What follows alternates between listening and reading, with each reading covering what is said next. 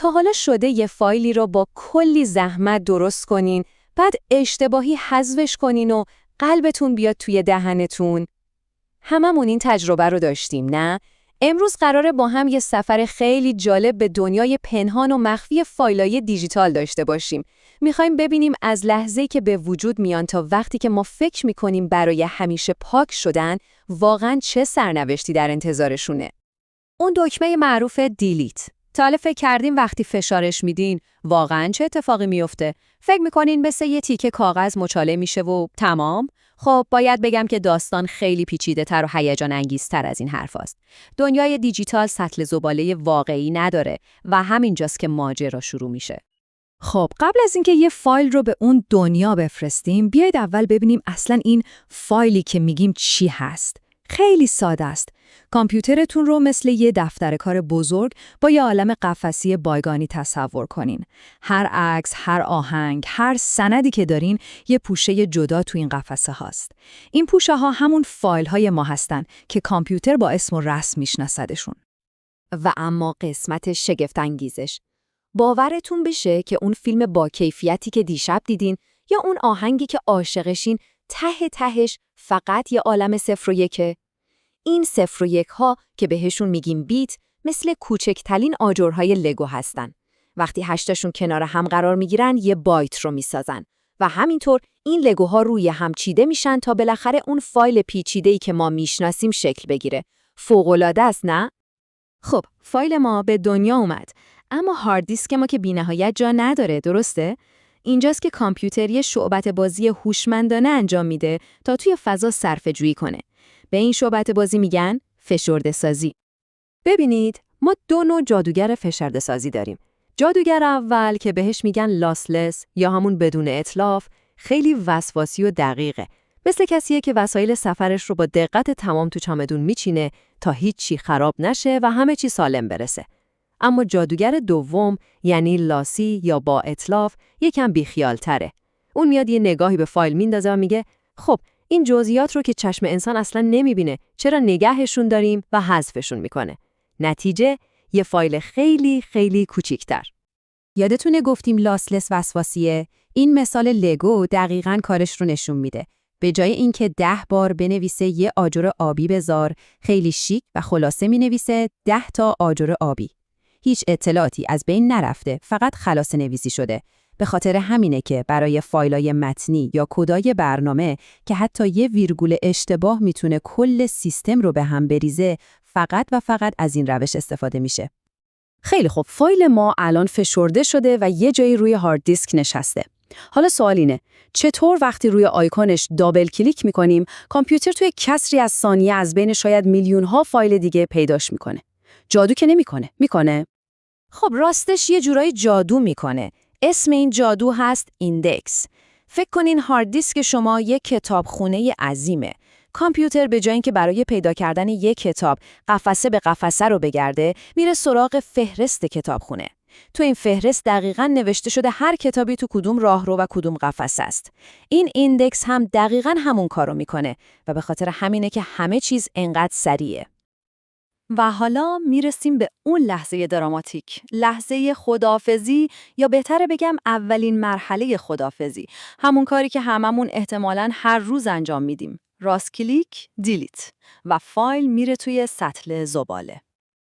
اما اینجا یه نکته خیلی خیلی مهمه.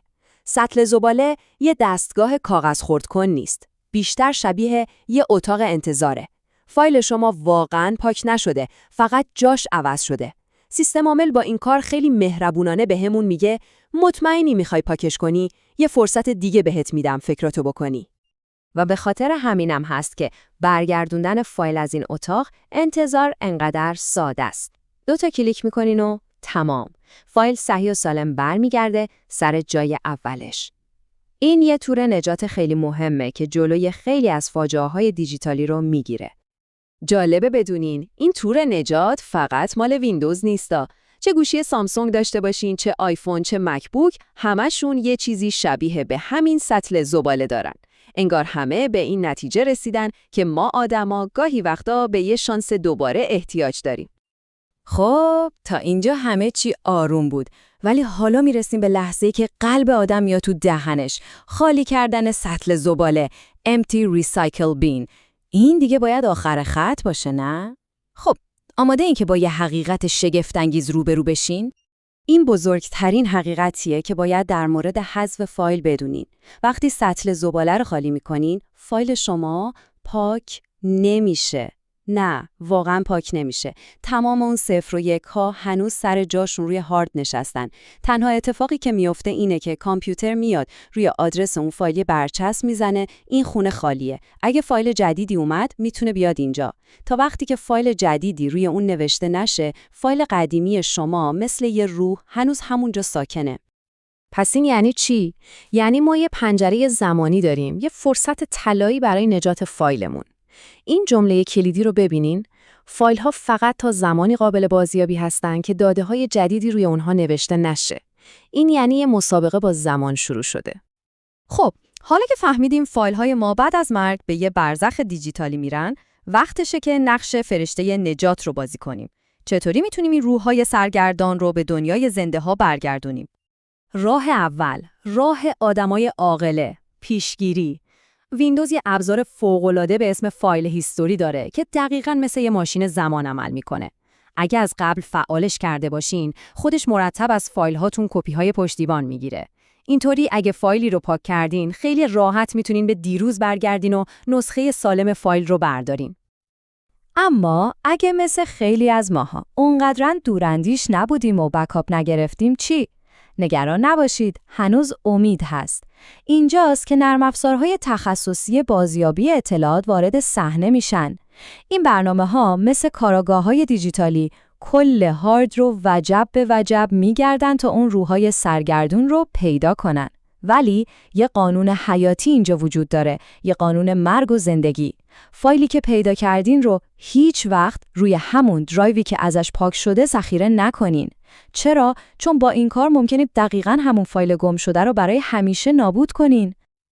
و حالا میرسیم به مهمترین، حیاتی ترین و تنها قانونی که باید در دنیای بازیابی اطلاعات به خاطر بسپارید. اگه قرار باشه از کل این بحث فقط و فقط یک چیز یادتون بمونه، اون اینه.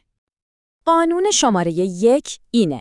به محض اینکه فهمیدین یه فایل مهم رو پاک کردین، فوراً و بلافاصله کار با اون درایو رو متوقف کنین. به هیچ چی دست نزنین، وبگردی نکنین، فیلم دانلود نکنین، هیچی. چون هر بایت اطلاعات جدیدی که روی اون درایو نوشته بشه، شانس پیدا کردن فایل گم شده رو کمتر و کمتر میکنه. پس اولین کار توقف کامل. خب، پس بیایم یه جمع‌بندی سریع بکنیم. 3 قانون طلایی داریم. اول، اشتباهی چیزی رو پاک کردین، فوراً دست از کار با اون درایو بکشین. دوم، قبل از اینکه اون دکمه خالی کردن سطل زباله رو بزنین، یه نگاه دیگه بهش بندازین. ضرر نداره. و سوم که از همه مهمتره، لطفاً از فایل‌های مهمتون بکاپ بگیرین. کار از محکم کاری عیب نمی‌کنه. در نهایت هر فایلی که حذف می‌کنیم یه داستان داره. یه خاطره دیجیتالی که تو برزخ منتظر سرنوشت خودشه.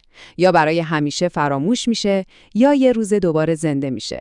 این به ما یادآوری میکنه که توی این دنیای 0 و 1 حذف کردن همیشه به معنی نابود کردن نیست. ممنون که توی ماجراجوی دیجیتالی همراه من بودین.